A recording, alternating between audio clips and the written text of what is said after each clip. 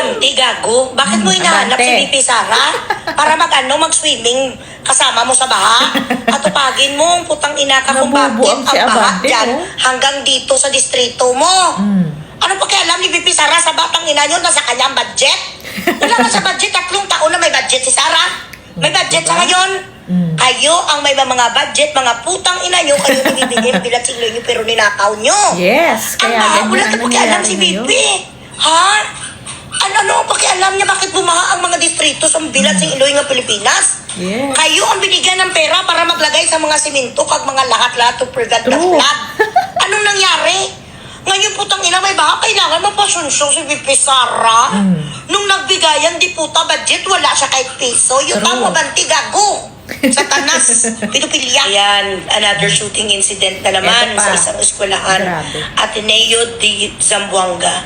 Ito ang rason kung bakit ang confidential funds ni VP Sara when she was the Secretary of the Department of Education. Bakit may mga pangalan nga Piatos, may pangalan Coke, may pangalan Pepsi at kung ano-ano pa. Ito ay mga intelligence na mga ginapapasok doon sa bundok para malaman, mapenetrate nila kung sino ang mga nag-recruit sa mga estudyante nga mag-rebelde. Bakit nagkakaroon ng mga guns and goons, ammos? Ito mga estudyante na hindi pa masyadong hinug ang kanilang isip. Manipulado yan sila sa mga recruiter. Katulad sa mga bilatsing Iloy nga NPA nga nakaupo ngayon bilang representative. Sino nga yung representative of teachers nga bigaon nga convicted din of kidnapping na nagdala sa mga 13, 14 years old sa bukid? Ganun ang ginagawa nila. So ayan, abante, 'di ba? Parang itong sinabi niyang to na ang sabi pa niya nasaan na ngayon ang Vice President, bumabaha na, nagagalit na ang Diyos, pati taong bayan napapagod na rin. Gumagastos tayo ng milyon-milyong buwis ng taong bayan dito, humarap ka na. Para saan? Di ba parang, ha? Dahil hindi humarap sa impeachment si BP Sara, kaya bumabaha? Parang sa baliw na yung ginagawa mo parang papunta ka na sa pagkabaliw abante, sa totoo lang.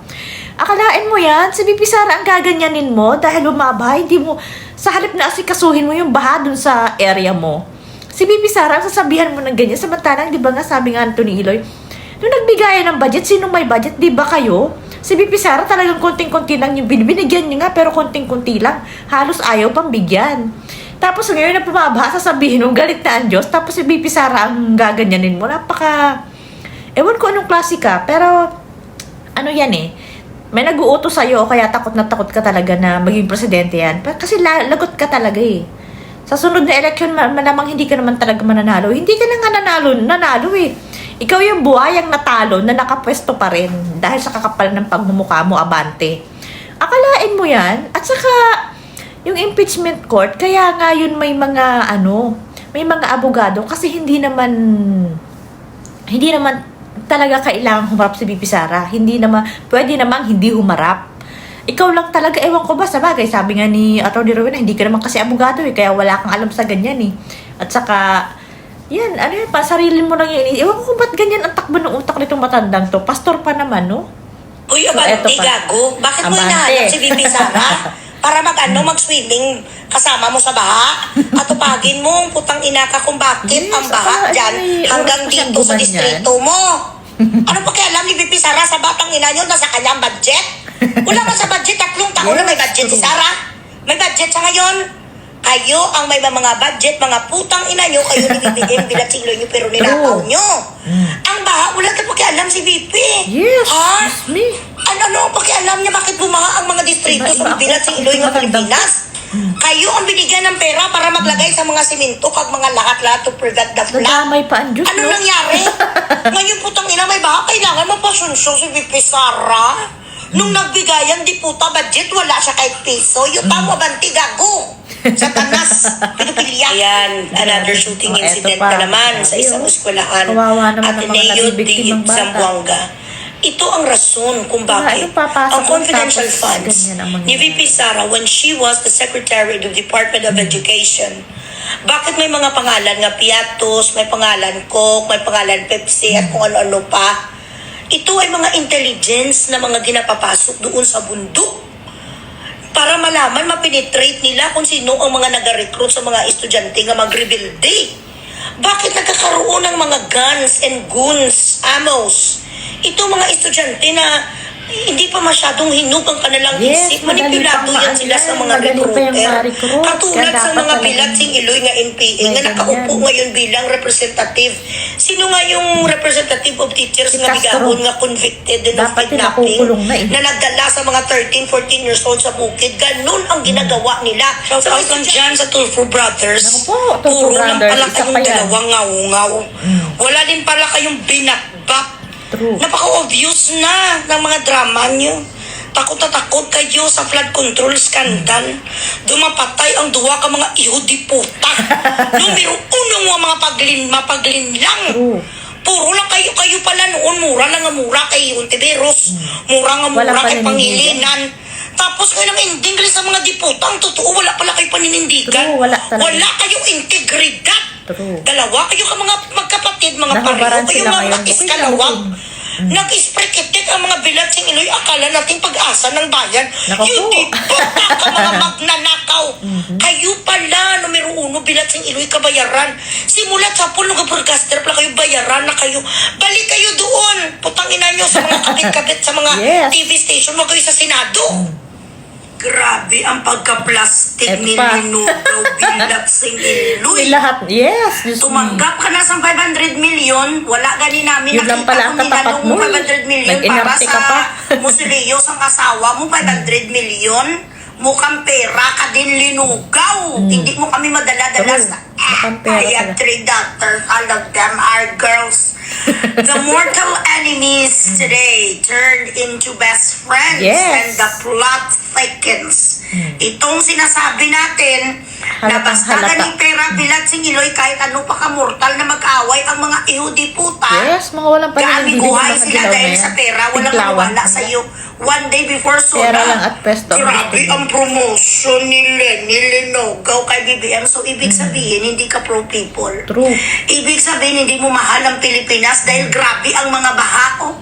Sasabihin mo pa na maraming ginagawa ang gobyerno. Plastic! O ano, Abante, alam mo, yung ginagawa mong yan, matanda ka pa naman na, tapos ganyan yung tono ng pananalita mo, parang medyo papunta na yun sa pagkabaliw, ganun.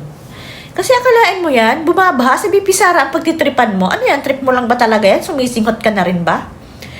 Si BP Sara nga, wala, kung tutuusin, wala siyang pakialam yun sa mga bahanan. Kasi nga, wala naman siyang budget eh. Wala siyang kahit na anong, ano dyan, pakialam dyan. Kasi kayo yung may mga budget. Sabi nga nito ni Iloy, nung nagbigayan ng budget, kayo yung meron at saka responsibilidad nyo yan, hindi niya. Hindi siya dapat yung presidente, sabi nga ni Attorney Baligon, dapat itong si Abante. Diyan sa mga pinagsasabi niya, nagpapatingin na siya. Totoo. Malapit, dapat dun ka na muna i-confine sa mental eh, kasi medyo iba na yung iniisip at sinasabi mo. Akalain mo yan? Anong connect niyan kay BP Sara na ano yan, kaya bumabaha kasi hindi siya humaharap sa impeachment? Ganun ba? Ganun ba yun, Abante? Napaka-obvious na mga pinagagawa nyo. Ayun, takot lang kayo talagang maging presidente yan. Kaya, sige lang, galingan nyo na hindi talaga yan maging presidente kasi lagot kayong lahat eh. Kasama ka sa may paglalagyan eh. Ikaw na matanda ka na, hindi ka naman talaga nanalo, nakapwesto ka pa sa kapal ng pagmumukha mo. Sa totoo lang, nakakagigil tong Abante na to eh. Sa totoo lang talaga. Lalo na nung nandun pa yung mga, Quadcom na yun. Quadcom, oo. Talagang iinit ang ulo mo dito sa matandang to eh. Alam mo, ito yung matandang hindi dapat ginagalang yung mga ganyang style. Tapos, ayan nga, ito pa. Meron na namang shooting incident. Tapos, i-connect nyo naman. Sabi nga ni Kung Miao, i-connect nyo na naman sa mga Duterte. Kahit nakakulong si PRR, sa kanya mo pa rin isisisi. Bakit? May ganyan ba nung time niya? Wala, di ba? Paano makukonect yan sa kanya na ngayong panahon ibang nangyayari yan? Madaming beses. Hindi lang isa. Tapos sasabihin nyo, Duterte pa rin. Wala talagang, yung mga naniniwala, ewan ko kung nasa na yung mga utak nyo, di ba? Tapos itong magkapatid, lalo itong Erwin Tulfo na to, napakakapal ng pagmumukha, talagang binibira siya ngayon na ano yung sinasabi mong move on. Paano ka mag-move on dyan? Sabi nga nung isang retired na general, ang sarap mong lunurin sa baha eh. Tapos si General, Orlando De Leon, talagang pinipiay na niya si Erwin Tulfo kasi pumunta kayo sa mga lugar na yan kasi, di ba sabi nyo, move on? O, di danasin nyo. Talagang grabe. Grabe ang mga ano ngayon. Tapos yan nga, ang issue na naman din yan, si Lenny. Talagang ang dami raw ginagawa ng government. So, ano yun, 500 million lang pala ang katapat mo. Nag-inarte ka pa, sana hindi ka na lang lumaban. Humingi ka na lang ng ganyang pera, di ba? Pinagod mo pa yung mga kakamping. Kakampi rin naman pala kayo. At saka, ano, sa totoo lang talaga, itong mga dilawan, pinklawan na to, wala talaga silang paninindigan. Pwesto lang at pera ang katapat nila. Yun lang naman ang kailangan nila. Pansariling interest. Hindi talaga sila para sa bayan. Sa totoo lang. Hindi sila pro-Philippines. Talagang pansarili lang. Gusto lang nila yung nakapwesto sila. May sweldo sila. May kapangyarihan. Ganun lang. Wala sila naman. Hindi, yung puso nila hindi talaga para magsilbi. Para talaga sa sarili lang. Yun yung nakikita ng karamihan ngayon. Ano talagang napakadaming nahubaran at nabuking ngayong panahon na to. Yung mga tulpo na yan. Yung mga pinklawan na yan. Sabagay yung mga pinklawan naman kay PRRD pa lang. Ano na yan talagang nasa inidoro na sila, di ba? Binuhay lang itong bangag na to kaya ganyan. So ngayon, ayan, di ba? Talagang ang dami nilang mga ginagawang panglihis para lang hindi na mabuksan tong flood control na to. At yun nga, yung Brave 14, patuloy nilang ginigipit. Sobrang dami pa pala nilang case na haharapin. Nasa 3M pa ang kailangan nilang pangpiyansa doon sa dami ng, kasi nga, di ba, may mga pinangalanan sila. Sinabi kanina yun sa live ni MJ, na sobrang laki pa pala talaga ng kailangan nilang pampiyansa.